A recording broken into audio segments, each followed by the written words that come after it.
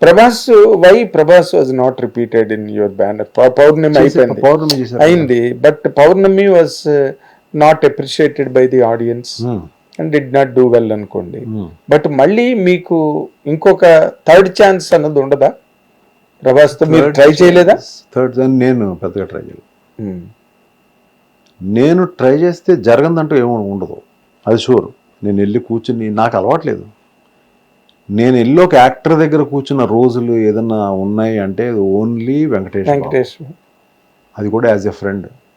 ఆయన ఎక్కడ షూటింగ్ ఉంటే అక్కడ నాకు ఫోన్ చేసేవాడు, బాబు ఎక్కడున్నా బాబు రా అని. తనకు నేను చాలా వచ్చి రిలీఫ్. సాయిబాబా గుడికి వెళ్ళాలి, షిర్ది వెళ్ళాలి, ఇదిగో ఇక్కడ టికెట్స్ బుక్ చేశాను, నేను మొన్న వెళ్ళి వచ్చాను బాబు, వారం అయింది, రా ఎక్కువ.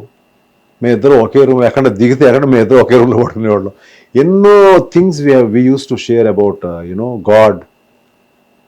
దేవుడి నుంచి దేవుడు, దెయ్యం, ఇంకోటి అమెరికా, ఇటలీ ఆ ప్యాషను, డ్రెస్సులు, బుక్స్, ఎన్నో రకాలైన థింగ్స్ మా ఇద్దరి మధ్య దొలుతూ ఉంటాయి.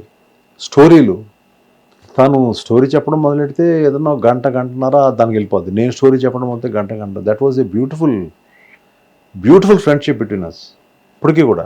మరి మీరు వెంకటేష్తో కూడా మళ్ళీ ఫ్రెండ్షిప్ అంటే నాగేంద్ర, నేను ఒక్కటి అడుగుతాను, మన ఇద్దరి మధ్యన మంచి ఫ్రెండ్షిప్ ఉందా లేదా మన ఇద్దరి మధ్య? ఉంది కదా. వెంకటేష్ బాబుతో మీకు ఎంత మంచి ఫ్రెండ్షిప్ ఉందో మీరు పిఆర్ఓగా నేను ఎందుకు పెట్టుకోలేదు, మీరు ఎందుకు చేయలేదు అంటే నేను ఏమంటాను, మీరేమంటారు చెప్పండి.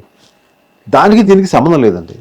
ఇప్పుడు ఇది వెంకటేష్ బాబుతోటే చెయ్యాలి అని కథ అనుకోవడం వేరు. శత్రువు అనే సినిమా శత్రు కథ అనుకున్న తర్వాత ఇది వెంకటేష్ బాబు, ఇది విజయశాంతి గారు అని అనుకుంటే కోటరామకృష్ణ గారి దగ్గర కూర్చొని మాట్లాడుకుంటే జరిగింది అది. నెక్స్ట్ ఫ్రెండ్షిప్ మా అందరిది. But that's a professional way of doing. నేను వెళ్ళి ఇప్పుడు కూర్చొని, ఇప్పుడు మన ఇద్దరు కథ ఫ్రెండ్స్, నువ్వు రా అయితే నెక్స్ట్ సినిమా చేసే పిఆర్ఓ, లేదంటే నెక్స్ట్ నేను పెట్టి హీరోగా తీసేస్తాను, ఇదంతా this is not profession. Of course me professional దాంట్లో మిమ్మల్ని నేను మళ్ళీ పెట్టుకోవడంలో ఏమి ఇది I feel happy about that. నన్ను రైటర్ గానే ఇంట్రడ్యూస్ చేద్దాం అనుకున్నారు కదా. ఇంట్రడ్యూస్ చేశాను, మీరు ఫుల్ బిజీ అయిపోయారు. ఇప్పుడు ఎన్ని ఇంటర్వ్యూస్ మీరు అసలు మీ అంత బిజీయెస్ట్ ఎవరు లేరు ఇప్పుడు. యూట్యూబ్ ఎక్కడ తీసినా యూట్యూబ్ కాదు సార్. ఇప్పుడు అగదకి ఫస్ట్ రైటర్ నేనే కదా. అది అనుకున్నాం యాక్చువల్గా. నేను అంటే మీరు అన్నారు నేను వచ్చి కాంట్రిబ్యూట్ చేస్తాను, అలా వెళ్ళిపోయింది అలాగా. అదేలేండి. అంటే నేను ఎందుకు ఇవన్నీ అడుగుతున్నానంటే సార్, దీంట్లో ఒక నిర్మాత కొంచెం అవుట్ ఫోకస్ అనండి, లేకపోతే సైడ్ ట్రాక్ అయినప్పుడు మెయిన్ స్ట్రీమ్ సెపరేట్గా ఇంకేదో రన్ అవుతున్నది అంటే, ప్రభాస్ వేరే సినిమాలు చేస్తున్నాడు, మహేష్ బాబు వేరే సినిమాలు చేస్తున్నాడు, వెంకటేష్ బాబు వేరే సినిమాలు చేస్తున్నాడు, అందరూ వాళ్ళ ట్రావెల్లో వాళ్ళు ఓకే, లో అండ్ హై అక్కడే ఉన్నాయి, లేకపోలేదు, ఆ కెరీర్స్లో కూడా ఉన్నాయి. ఇప్పుడు రాజాసాబు ప్రభాస్కి, అంతకుముందు రాధేశ్యాము, ఆదిపురుషు, ఇవన్నీ కూడా they are not much appreciated. Salaar అట్లాంటి సినిమాలు ఉన్నాయి మళ్ళీ, అది ఓకే. కానీ ఎవరైతే ఇప్పుడు మీలాంటి నిర్మాతలు ఒక స్ప్రీలో సక్సెస్లు కొట్టుకుంటూ వచ్చి సడన్గా తెరమరుగు అయిపోయినట్టుగా. తెరమరుగు అయిపోవడం అంటే, ఇప్పుడు యాక్టర్స్ ఎవరైతే స్టార్స్ మెల్లమెల్లగా అయ్యి ఒక పెద్ద రేంజ్కి వెళ్ళారో వాళ్ళ కెరీర్స్ని కూడా వాళ్ళు చూసుకోవడం జరుగుతుంది.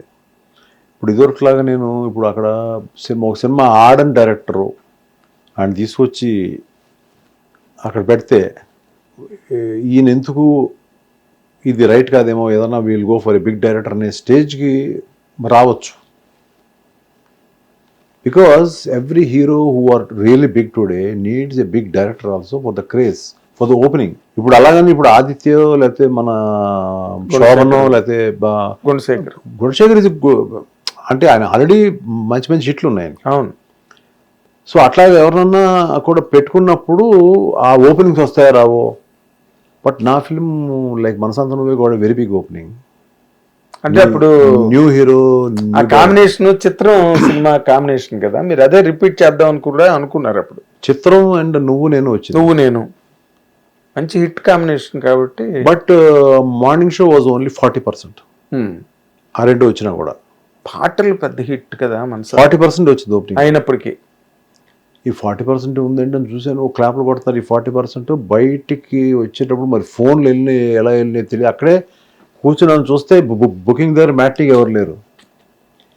ఎంత పవర్ఫుల్ అంటే ఫోన్ అనేది, కమ్యూనికేషన్ అనేది ఎంత పవర్ఫుల్ అంటే, బయటకు వస్తే ఇంకో 2 గంటలు ఉంది మళ్ళీ 12 బుకింగ్ ఓపెన్ చేయడానికి. అక్కడే కూర్చున్నాం ఆదిత్య, నేను, అందరూ అక్కడ బయట ఊరికే సినిమా బాగుంది అనుకుంటున్నాం. ఈలోపు వరుసగా ఫోన్లు వస్తున్నాయి, బాగుందండి పికప్ అవుతుంది మ్యాట్నీ నుంచి చూడండి అన్నారు. ఎక్కడి నుంచి వచ్చారో తెలియదు. మ్యాట్లీకి అరగంట ముందు ఓడియన్ థియేటర్లో హైదరాబాద్లో ఇక్కడి నుంచి సుదర్శన్ థియేటర్ వరకు దేర్ వాజ్ ఎ క్యూ. ఆ 2 అవర్స్లో వెళ్ళిపోయింది బయటికి సినిమా. అంత ఫాస్ట్గా అప్పుడే ఉంది. ఇప్పుడున్న ఫోన్స్ ఎన్ని కాదు, అప్పుడే ఏమున్నది, అప్పుడు ఏమీ లేదు. Spread only one paper, one film it's not one film, one show will make a difference. చిత్రం నువ్వు నేను ఆడిన వల్ల నాకేం ఓపెనింగ్ రాల, సినిమా వల్లే ఆ సినిమా ఆడింది. అంటే కొంచెం అదే మీరు అన్నది కరెక్ట్, సినిమా వల్లే సినిమా ఆడింది. అదే అంత క్రేజ్ ఉన్నా ఓన్లీ 40% ఓపెనింగ్ ఉందని చెప్తున్నారు కదా. బట్ సినిమా పిక్ మ్యాట్నీకి ఎవ్రీ సెంటర్ పెరిగిపోయింది. అదే వైల్డ్ ఫైర్ ఎవ్రీ సెంటర్ పెరిగిపోయింది. 150 days ఆడింది.